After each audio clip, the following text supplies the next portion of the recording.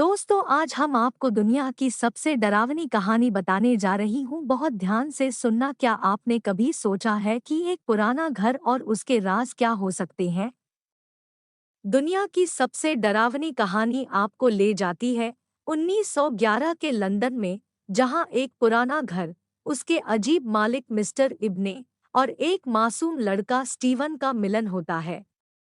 इस घर के आसपास का माहौल बहुत ही डरावना होता है।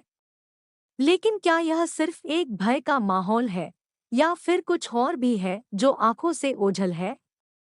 इस घर में छुपी हुई रहस्यमय बातें, भूतिया कहानियां और मिस्टर इब्ने का राज आपको हैरान कर देने वाला है।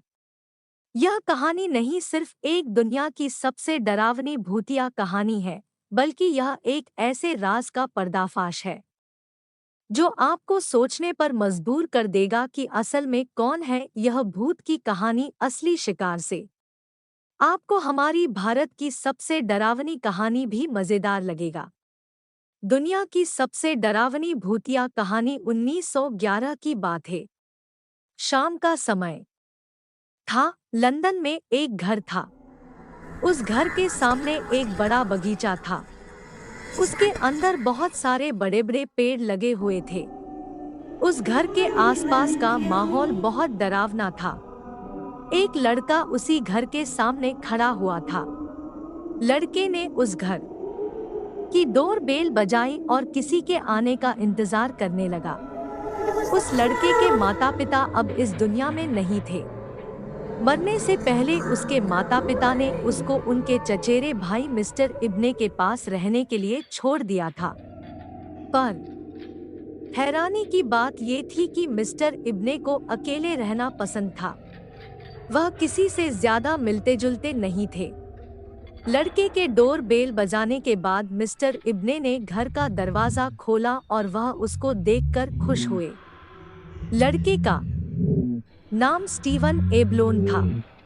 फिर मिस्टर इब्ने ने उसे कहा, तुम बहुत थक गए होगे, आओ चलो नाश्ता कर ले। फिर स्टीवन एबलोन ने कहा कि उसको तभी भूख नहीं लगी है। फिर बातचीत पर मिस्टर इब्ने ने उस लड़के से पूछा, बेटा तुम कितने साल के हो?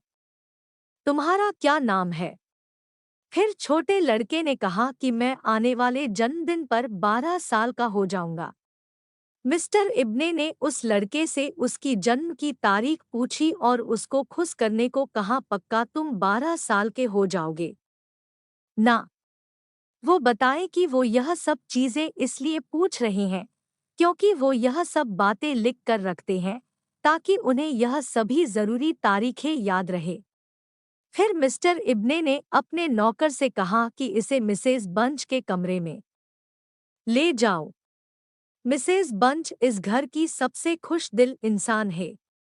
स्टीवन को मिसेस बंच से बात करके बहुत अच्छा लगा।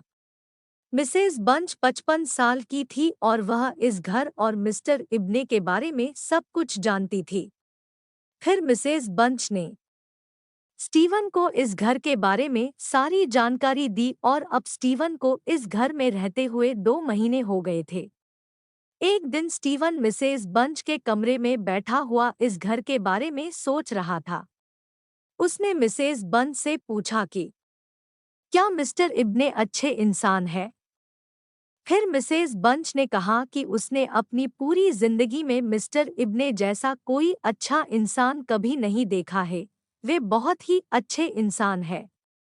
उन्होंने तुमसे पहले भी एक लड़की और एक लड़के को पाल पोस कर बड़ा किया है। फिर स्टीवन ने कहा कि मुझे उनके बारे में कुछ बताओ।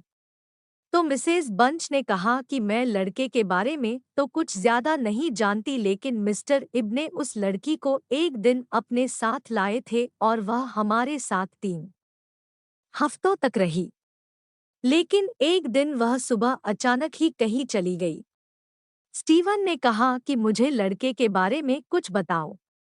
तो मिसेस बंच ने कहा कि मुझसे पहले काम कर रहे नौकरों ने उसके बारे में बताया कि एक दिन उसे लाए थे और वह भी एक दिन कहीं चला गया था। वह कहाँ गया किसी को नहीं पता चला। उसी रात स्टीवन ने एक सपना देखा कि वह इस घर की छत पर है। जब वो उसे छत पर गया तो वहाँ एक पुराना बाथरूम था और उसका गेट शीशा का था। उसे बाथरूम के अंदर एक लड़की लेटी हुए दिखाई दी और उसकी शरीर बहुत गंदी सी दिखाई दे रही थी। उसके दोनों हाथ उसके सीने पर ही थे। स्टीवन उसे देख रहा था कि वह लड़की अचानक से रोने लगती है और उसके दोनों हाथ स्टीवन की ओर बढ़ने लगते हैं। फिर अचानक से स्टीवन की आंख खुल जाती है। उसने देखा कि वह उसी बाथरूम के सामने खड़ा है। फिर से हिम्मत जुटाकर उसी बाथरूम के अंदर देखने लगा। फिर उसे वहां पर कोई नहीं दिखी तो वह भागता हुआ अपने कमरे में आ गया। उसने अपने सपने के बारे में मिस्टर इब्ने और मिसेस बंच को बताया तो उन्होंने अपने नौकरों से कहा कि वह बाथरूम के दरवाजे पर पर्दे लगा दे। फिर कुछ दिनों तक स्टीवन को कुछ और सपने नहीं आए। फिर एक दिन वो उठा तो उसने देखा कि मिसेस बंच उसका नाइट सूट सिल रही थी। फिर मिसेस बंच ने उससे कहा कि तुमने कपड़े बुरी तरह कैसे फाड़ लिए। स्टीवन को नहीं पता था कि उसके कपड़े कैसे फटे।